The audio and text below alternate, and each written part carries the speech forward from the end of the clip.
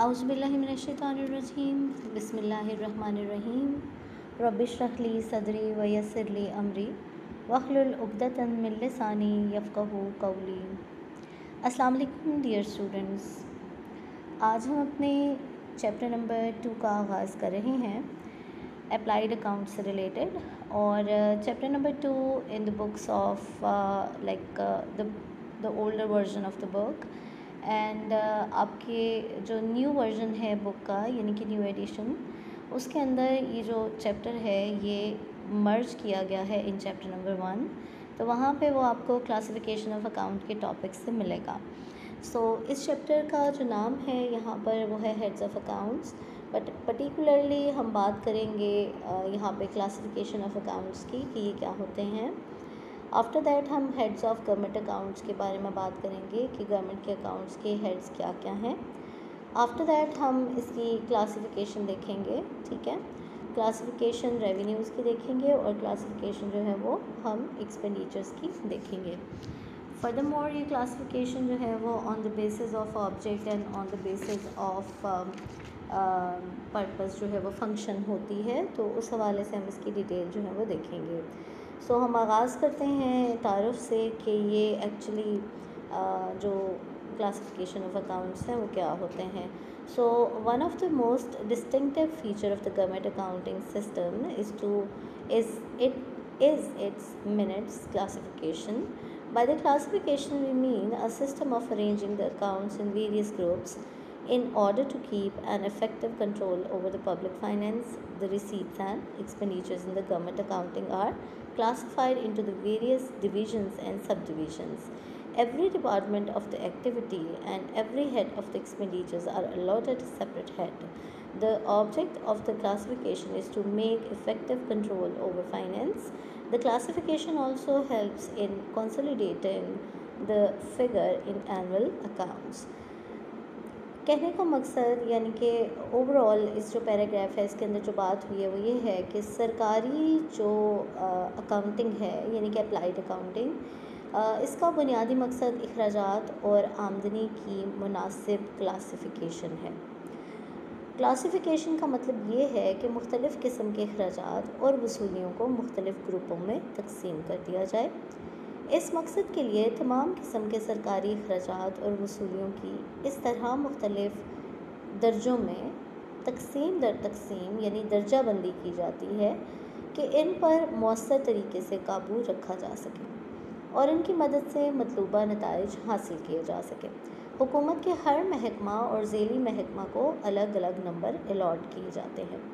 जैसे कि मैंने आपको पहले भी बताया, मैं बार बार रेफरेंस जो है वो फाइनेंशियल अकाउंटिंग का लेक्चर के अंदर इसलिए देती हूँ कि आप लोगों को थोड़ा सा कंपैरिजन से समझ आ जाए। जैसे कि आप जो एक्सपेंडिचर्स हैं इनकम स्टेटमेंट में, उनको आप ऑपरेटिंग एक्सपेंडिचर्स को जो है वो अलग अलग करते हैं, ठीक है। जैसे आप देखें तो जो फिक्स एक्सपेंडिचर्स हैं, जो वेरिएबल्स हैं कॉस्ट के हवाले से, उसको अलग अलग करते हैं। आप डिफरेंट सोर्सेज के ऊपर होने वाले एक्सपेंडिचर्स को अलग, कुछ कैपिटल नेचर के एक्सपेंडिचर्स होते हैं, कुछ जो है वो जनरल एक्सपेंडिचर्स होते हैं, कुछ ऑपरेशंस के एक्सपेंडिचर्स होते हैं। इसी तरह से डिफरेंट इनकम्स हैं, कुछ इनकम्स जो हैं वो सेल से यानी कि मेजर हेड से आती हैं, कुछ इनकम फर्दरमोर मुख्तलिफ दूसरे ज़राए से आती हैं। ये जितनी भी इनकम और एक्सपेंडिचर्स के डिफरेंट हेड्स बनते हैं, इसको आप अलग अलग से ट्रीट करते हैं। बिल्कुल ऐसे ही ये गवर्नमेंट भी अपने रिसीव किए जाने वाले तमाम आमदनियों के सोर्सेज को अलग अलग और तमाम अखराजात को अलग अलग ग्रुपों में तकसीम करती है। इसी को एक्चुअली हम क्लासिफिकेशन ऑफ अकाउंट्स कहते हैं। फर्दरमोर यहाँ पे आपको बताया जा रहा है कि डिवीज़न ऑफ पब्लिक फाइनेंस, तो पब्लिक फाइनेंस की डिवीज़न जो है वो गवर्नमेंट रेवेन्यू से एक्सपेंडिचर्स को डिवाइड किया जाता है 4 ग्रुपों में, जिनमें रेवेन्यू यानी कि आमदनियाँ, कैपिटल यानी कि कैपिटल नेचर के जो अखराजात हैं, डेट्स और रेमिटेंसेस एंड ट्रांसफ़र। रेवेन्यू जो है वो बिगेस्ट सोर्स ऑफ रेवेन्यू तो गवर्नमेंट का टैक्स है, टैक्स से जो है वो गवर्नमेंट लेती है। कैपिटल डील करता है एक्सपेंडिचर फॉर डेवलपमेंट प्रोजेक्ट्स, यानी कोई भी डैम, कोई भी रोड बनाने के लिए आप जो एक्सपेंस करते हैं।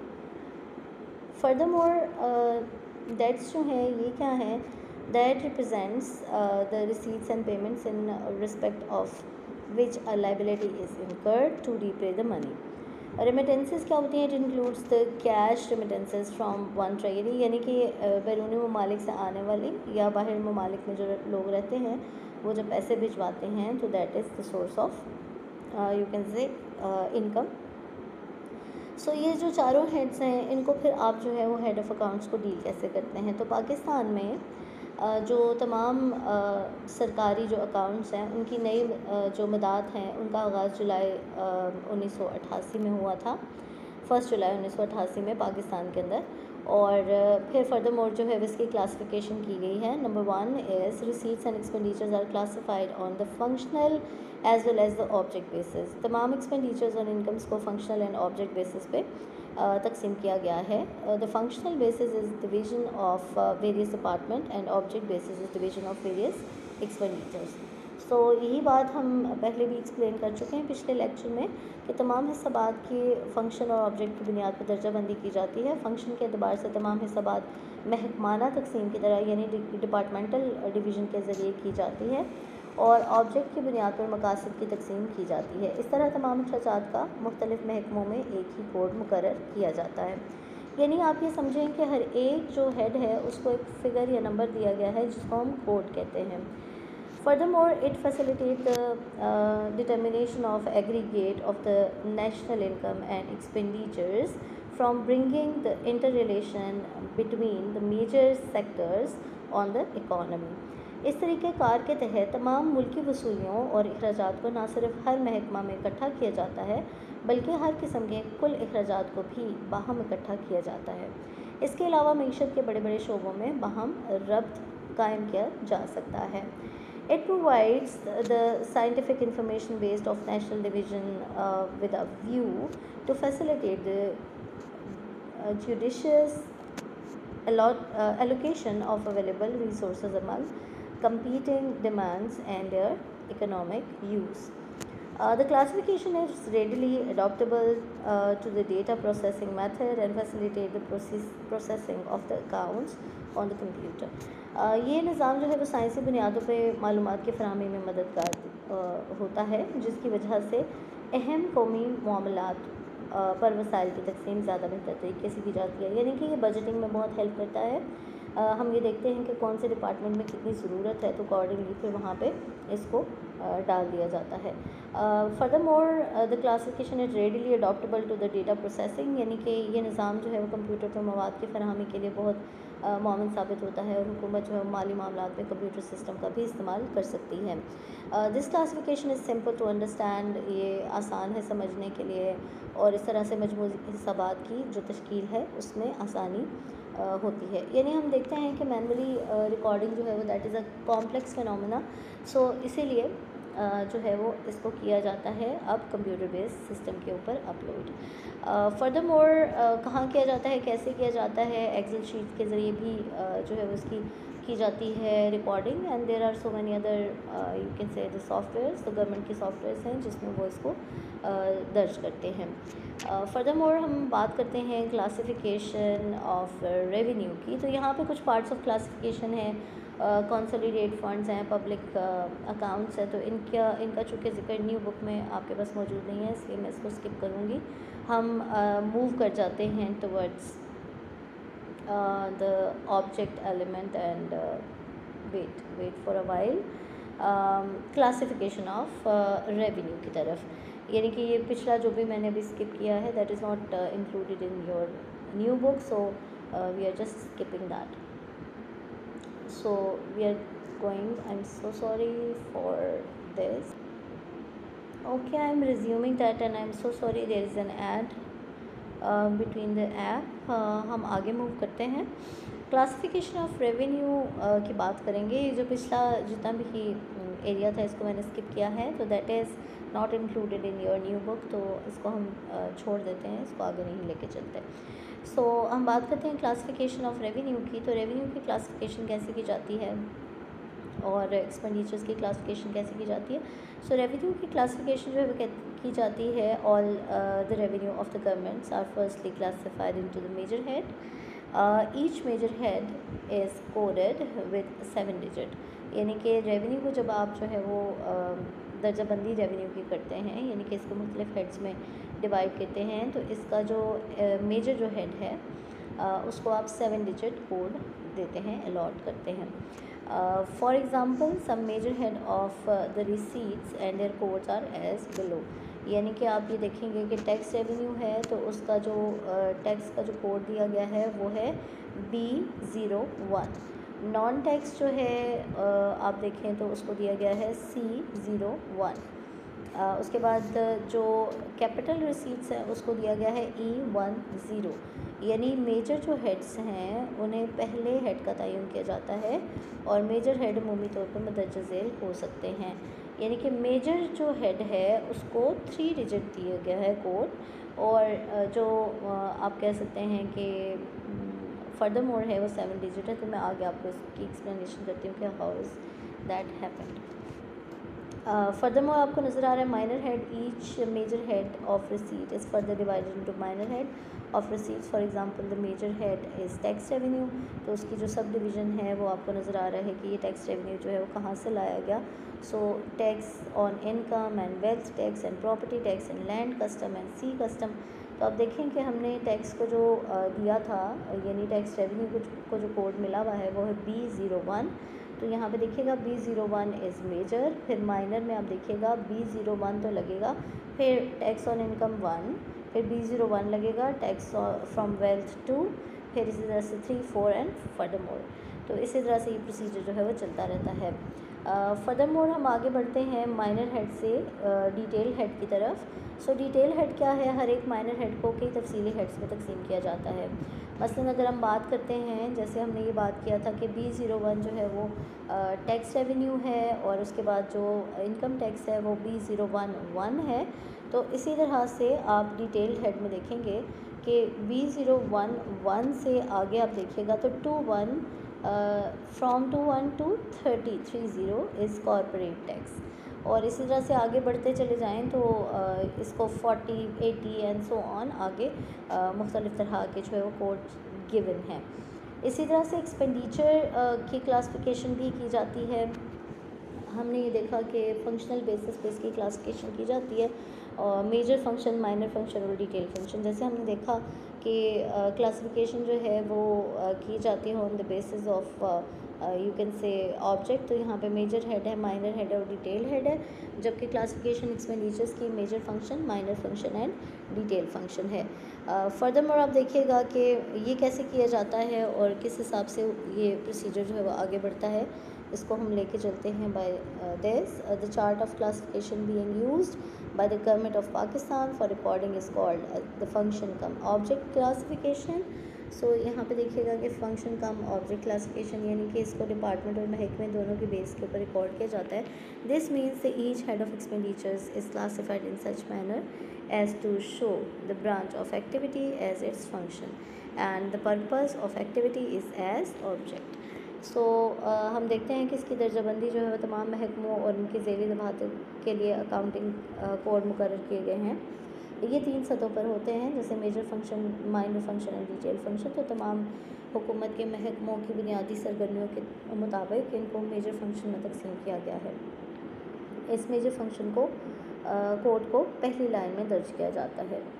उसके बाद माइनर फंक्शन है, सो उसको महकमों और डिवीज़न के हिसाब से जो है वो कोड गिवन है और इसको दूसरी लाइन में लिखा जाता है. और डिटेल फंक्शन जो है हर माइनर फंक्शन के मातहत जो है वो ज़ेली दफातर कोड मुकर्रर किए जाते हैं. इस कोड को तीसरी लाइन में लिखा जाता है, जैसे कि आप तफसील से देखिएगा नीचे. सो इकोनॉमिक सर्विसेज को जो कोड गिवन है वो कोड है 0.04. ठीक है. फिर उसके बाद है इकोनॉमिक सर्विसेज एक मेजर हेड है. ठीक है, इसको हम मेजर फंक्शन कहेंगे. इकोनॉमिक सर्विसेज में माइनिंग एंड मैन्युफैक्चरिंग, यानी कि कान खनी और मैन्युफैक्चर करना किसी भी चीज़ को. सो इसको जो कोड गिवन है वो 0.04. ये 04 जो है वो इकोनॉमिक सर्विस से लिया गया है एंड 4 माइनिंग एंड मैन्युफैक्चरिंग को दिया गया है कोड. उसके बाद फर्दर मोर आप देखिएगा तो support for industrial development, manufacturing को अलग से 1 का कोड दिया गया है. माइनिंग को सोच लें कि 4 और मैन्युफैक्चरिंग को 1। सो 0.04 जो है इकोनॉमिक सर्विस का, 4 माइनिंग का और 1 मैन्युफैक्चरिंग का। इसी तरह से आगे बढ़ते चले जाएं तो support for industrial development and grant in aid to टेफ्टा, ये तमाम चीज़ें जो हैं वो आगे इसी तरह से इसको रिकॉर्ड किया जाता है। फर्दरमोर ऑब्जेक्ट क्लासिफिकेशन इसकी की जाती है। हमने अभी देखा कि फ़ंक्शन का ऑब्जेक्ट है, तो पहले फ़ंक्शन क्लासिफिकेशन, उसके बाद ऑब्जेक्ट क्लासिफिकेशन। तो इसकी दर्जाबंदी के तहत मुख्तलिफ़ किस्म के अखराजात और उनके ज़ेली जो मदाद हैं इसके लिए अकाउंटिंग कोड मुकर्रर किए गए हैं। ये दर्जाबंदी 3 सतहों पर होती है, major object, minor object and detailed object. So classification government के for example purchase of a transport, whether it is to be general administration और agriculture will bear to stand the object classification code, which will not vary with the variation in the government or ministry incurring this expenditure। यानी कौन use कर रहा है, किस मकसद के तहत जो है वो यूज़ किए जा रहे हैं। सरकारी खर्चात की इब्तदाई तकसीम को मेजर ऑब्जेक्ट कहा जाता है। चंद अहम मिसालें जो है इसकी दर्ज झेल हैं, जैसे इस्टेब्लिशमेंट चार्जेस हैं, तो इसको हमने दिया है कोड A01। उसके बाद project pre investment project analysis को आपने कोड दिया है A02। इसी तरह से 03, 06, 07 इनको अलॉट किया गया है ऑब्जेक्ट के बेसिस के ऊपर। फर्दरमोर मेजर, माइनर और डिटेल जो है वो पहले फर्स्ट आपने मेजर देख लिया कि 01, 02, 03। उसके बाद माइनर फंक्शन में आपने फिर उसको वैसे ही कोड देना है। अगर हम बात करें जी इस्टेब्लिशमेंट चार्जेस की, इस्टेब्लिशमेंट चार्जेस जो है वो 01 है, A01।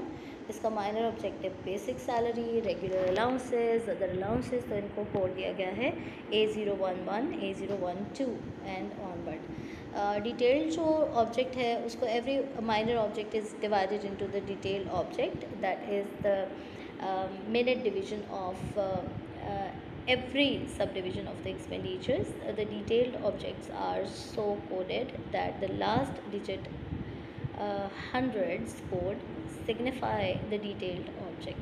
So इसको जो है वो फर्दरमोर आपने डिवीजन में डाल देना है, जैसे कि 01 A01 इस्टेब्लिशमेंट चार्जेस हैं। बेसिक सैलरी जो है वो माइनर ऑब्जेक्ट में A011 है। फिर इसके अलावा अगर आप इसमें मज़ीद कुछ ऐड करना चाहते हैं, सपोज़ इसमें ऐड करना चाहते हैं डिफरेंट ऑफिसर्स की पे, यानी कि कोई स्पेशल पे है, सो उसको A01, उसके बाद 1 और उसके बाद 51 या इसी तरह से कोई भी कोड जो है दिया जा सकता है। सो ये डिटेल्ड ऑब्जेक्ट है बन जाएगा। And this is all about today's chapter. ये चैप्टर जो है वो आपका यहाँ पे आके हो जाता है फिनिश। ये एक मैं आपसे कह सकती हूँ कि इंफॉर्मेशन के हवाले से एक चैप्टर है। आपने जो है वो प्रैक्टिकली कोई चीज़ जो है वो यहाँ पे क्रिएट नहीं करनी, बस ये बातें याद रखनी है कि ऑब्जेक्ट बेसिस के ऊपर और फंक्शन बेसिस के ऊपर और इसी तरह से जो क्लासिफिकेशन है वो रेवेन्यू की कैसे और एक्सपेंडिचर्स की कैसे की जाती है, कैसे होती है। So this is all about today's lecture, hope you understand. अगर आपको कोई क्वेश्चन पूछना है तो आप कमेंट में इसका क्वेश्चन कर सकते हैं। मैं ये लिंक आपके ग्रुप में भी फॉरवर्ड करूँगी, आप उसको वहाँ पे सुनिएगा और रिस्पॉन्स कीजिएगा। अगर कोई बात समझ में नहीं आती है तो we will discuss it later in your class too. Thank you. Allah हाफ़िज़।